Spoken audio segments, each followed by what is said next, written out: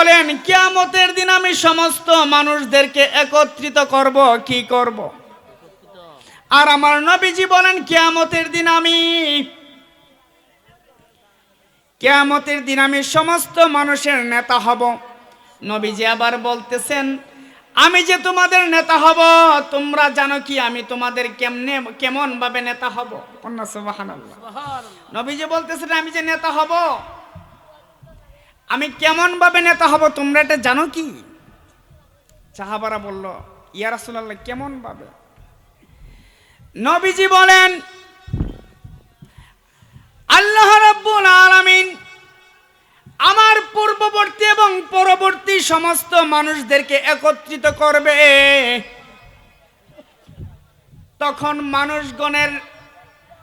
তখন মানুষদের নিকট সূর্য নিকটবর্তী হয়ে যাবে। কোন আল্লাহু আকবার। সূর্য কি হয়ে যাবে? নিকটে চলে আসবে। ওই সূর্যের তাপে মানুষের মস্তকগুলা গলে গলে পড়ে যাবে। ভয়াবহ অবস্থা হয়ে যাবে হাসরের ময়দানে। মানুষগুলা দিশাহারা হয়ে যাবে। মানুষগুলা টেনশনে পড়ে যাবে, অস্থিরতার মধ্যে পড়ে যাবে। কি করা যায়? একজন মানুষ আরেকজনকে বলবে, আজকের এই দুর্দিনে, ভয়াবহ দিনে আমাদের কি উপায় হবে? এই ভয়াবহ অবস্থা থেকে আমরা কেমন ভাবে পরিত্রাণ পেতে পারি? তখন সবাই বলল, আমাদের পিতা হযরত আদম আলাইহিস সালামের কাছে যাই, সেখানে গেলে তিনি আমাদের জন্য কিছু একটা করতে পারবে। সুবহানাল্লাহ। আদম নবীর কাছে গেলে কিছু একটা করতে পারবে। কিছু মানুষ সবাই মিলে আদম আলাইহিস সালাতু ওয়াস সালামের কাছে যখন যাবে, আদম নবীকে বলবে, হে আদম নবী, হে আদম আলাইহিস সালাতু ওয়াস সালাম, আপনি তো আমাদের পিতা, আপনি তো পৃথিবীতে সর্বপ্রথম মানুষ। আল্লাহ রাব্বুল আলামিন আপনি আদমকে নিজ হাতে বানাইছে। কোন হাতে বানাইছে? নিজ হাতে বানাইছে। আল্লাহ রাব্বুল আলামিন আপনার বডির মধ্যে তিনি রূহ দিয়েছেন। সমস্ত ফেরেশতাদেরকে দিয়ে আপনাকে সিজদা দিয়েছেন। কোন সুবহানাল্লাহ। আল্লাহ রাব্বুল আলামিন আসমানে আপনাকে জান্নাতে সম্মানিত করেছেন। আপনি পারেন আমাদেরকে সুপারিশ করার জন্য। সুবহানাল্লাহ। সুপারিশ করার জন্য কার কাছে যাইব? আদম নবীর কাছে। আদম নবী বলবে, হে আমার সন্তানেরা, তোমরা শোনো, আজকে আল্লাহ রাব্বুল আলামিন এমন রাগ করেছেন, যেই রাগ কোনোদিন করে নাই, ভবিষ্যতেও কোনোদিন করবে না। কোন আল্লাহু আকবার। আমি আদম আল্লাহর কাছে যেতে পারবো না, কারণ আল্লাহ রাব্বুল আলামিন আমি আদমকে নিষেধ করেছিল একটি গাছের কাছে যাইতে। আমি আল্লাহর নিষেধটাকে অমান্য করে ওই গাছের নিকট গিয়েছিলাম। ওই গাছের নিকট যাওয়ার কারণে আল্লাহ রাব্বুল আলামিনের কাছে আমি লজ্জিত, এই কারণে আমি যাইতে পারবো না। কন্যা আল্লাহু আকবার। আদম নবী না কইরা দিছে। কি কইরা দিছে? না করে দিছে। আজকে আমি আল্লাহ রাব্বুল আলামিনের কাছে তোমাদেরকে নিয়ে সুপারিশ করতে যেতে পারবো না, কারণ আল্লাহ রাব্বুল আলামিন আমাকে নিষেধ করেছিল ওই গাছের নিকট যেন আমি না যাই, তারপরও গেছি। এটা কোনো বড় ভুল ছিল? একটা গাছের কাছে যাইতে নিষেধ করছে। আর কত নিষেধ আল্লাহ রাব্বুল আলামিন আমাদেরকে করছে, আমরা প্রত্যেক দিনই করি। কথা বলেন ঠিক কিনা? করে কিনা? আদম নবী বলেন, আমি যেতে পারবো না, তবে তোমাদেরকে একটা পথ বলে দেই, তোমরা নূহ আলাইহিস সালাতু ওয়াস সালামের কাছে যাও। সুবহানাল্লাহ বলবেন না? নূহ নবীর কাছে সমস্ত লোকেরা মিলে গিয়ে বলল, হে নূহ নবী, আপনি দুনিয়ার মধ্যে সর্বপ্রথম রাসূল। কোন সুবহানাল্লাহ। সমস্ত নবীগণ আল্লাহ রাব্বুল আলামিন যত নবী পাঠিয়েছেন দুনিয়ার মধ্যে, এর মধ্যে প্রথম রাসূল হচ্ছেন হযরত নূহ আলাইহিস সালাতু ওয়াস সালাম। আপনি দুনিয়ার মধ্যে প্রথম রাসূল হলেন আপনি নূহ নবী। আপনি আল্লাহ রাব্বুল আলামিনের কাছে সবচাইতে কৃতজ্ঞ বান্দা হিসেবে অভিহিত আছেন। আপনি আমাদের জন্য একটা কিছু করেন। দেখেন না আমরা হাশরের ময়দানে কত কষ্ট করতেছি, আমাদের কি অবস্থা, আমাদের কি ভয়াবহ পরিণতি। আজকে আপনি আল্লাহর দরবারে আমাদের কাছে সুপারিশ করুন। আল্লাহু আকবার বলবেন না? নূহ নবী বললেন,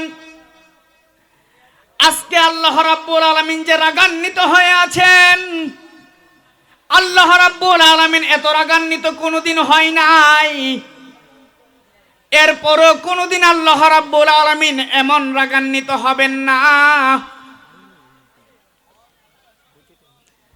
হে মানুষেরা, তোমরা আমার কাছে এসেছো সুপারিশ করার জন্য, কিন্তু আল্লাহ রাব্বুল আলামিন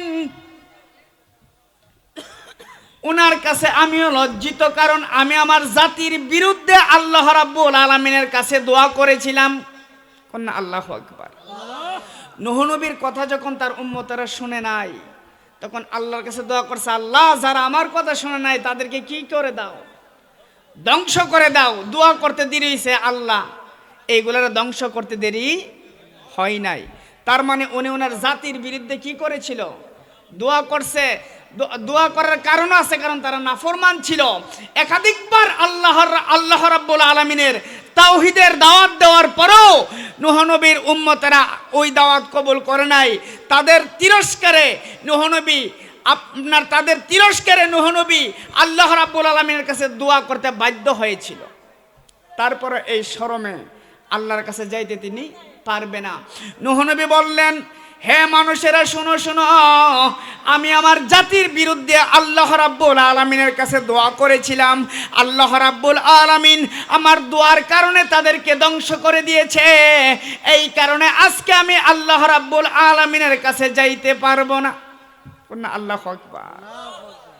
নূহ নবীরও যাওয়ার কোনো সাহস নাই। এই কথা বলছে কেন এই ছেলেরা?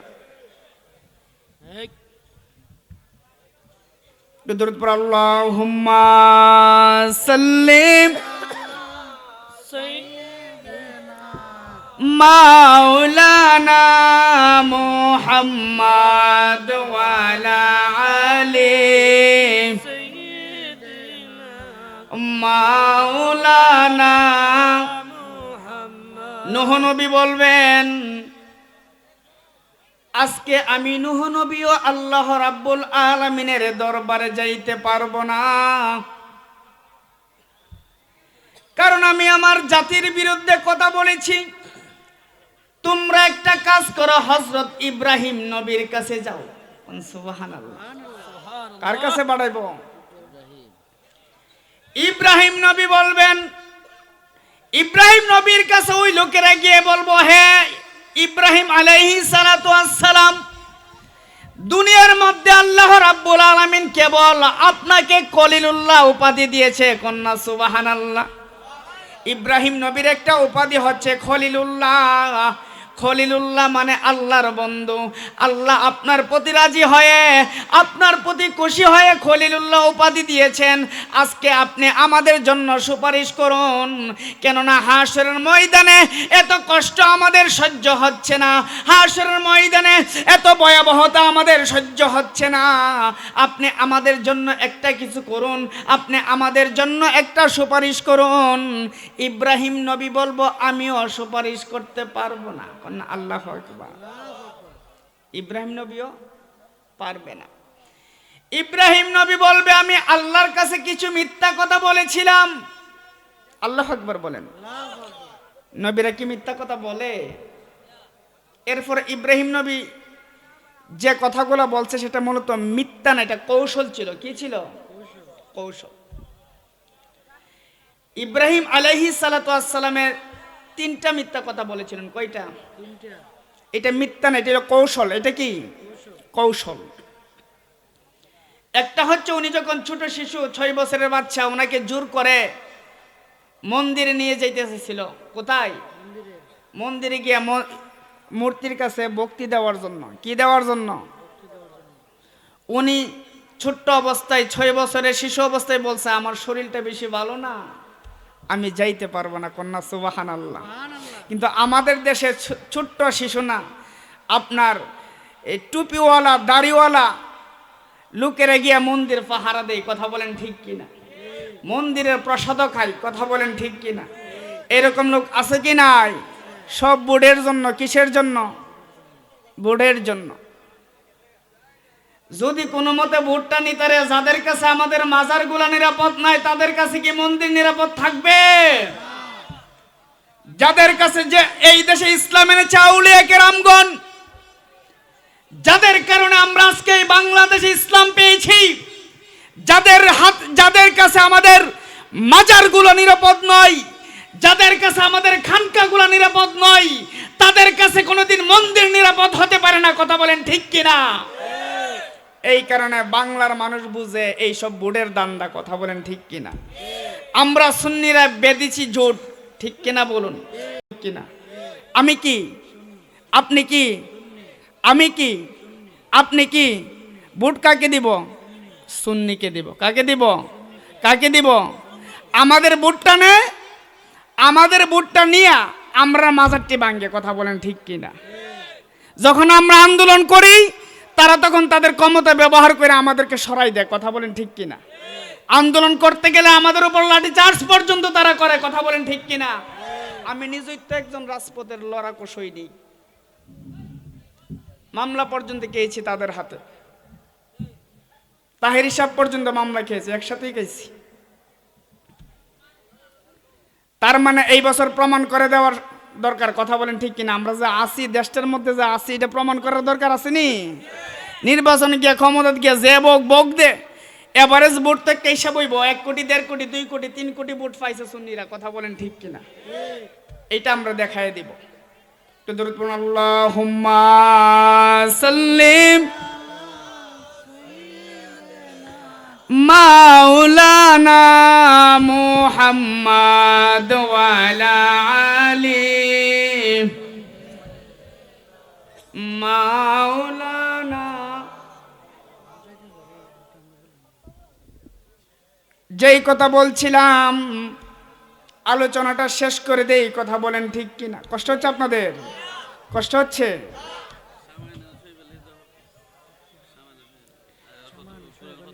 ইব্রাহিম নবী বলে আমি আমার জীবনে 3টা মিথ্যা কথা বলেছিলাম। কয়টা মিথ্যা? একটা মিথ্যা হচ্ছে যখন আমি ছোট ছিলাম আমাকে জোর করে মন্দিরে নিয়ে যাচ্ছিল, মন্দিরে গিয়ে আমি যেন সিজদা করি। তখন আমি বললাম আমি অসুস্থ, আমি যেতে পারবো না। এটা হলো একটা মিথ্যা। এটা কি ভালোর জন্য কইছে না খারাপের জন্য? আরেকটা হচ্ছে যখন আমি সমস্ত মূর্তিগুলো ভেঙে দিলাম, ভেঙে দেওয়ার পর সমাজের লোকেরা যখন আমার কাছে আসলো আমাকে মারার জন্য, আমি তখন বুদ্ধি করে একটা বড় মূর্তি রাইখা দিছি। আমি বললাম আমি তো ভাঙিনি। ব্যক্তি পেল তার অত্যাচার থেকে বাঁচার জন্য ইব্রাহিম নবী তার বিবিকে বোন বলে পরিচয় দিয়েছে। কি বলে? বোন বলে, বাঁচার জন্য। আমি জীবনে কিছু মিথ্যা কথা বলেছিলাম, এই মিথ্যার জন্য আমি বড় লজ্জিত। আমি আজকে আল্লাহ রাব্বুল আলামিনের সামনে যেতে পারবো না, আমি তোমাদের জন্য সুপারিশ করতে পারবো না। ইব্রাহিম নবী যদিও কৌশলগত কথা বলেছেন সেটাকে উনি তারপরও মিথ্যা ধরে নিয়েছে। আমি জীবনে কত হাজার মিথ্যা কথা কইছি। কথা বলেন ঠিক কিনা?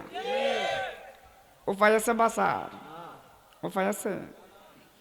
ইব্রাহিম নবী বলে তোমরা একটা কাজ করো, তোমরা মুসা আলাইহিস সালাতু ওয়াস সালামের কাছে যাও, তিনি হয়তো বা তোমাদের জন্য একটা ব্যবস্থা করে দিতে পারে।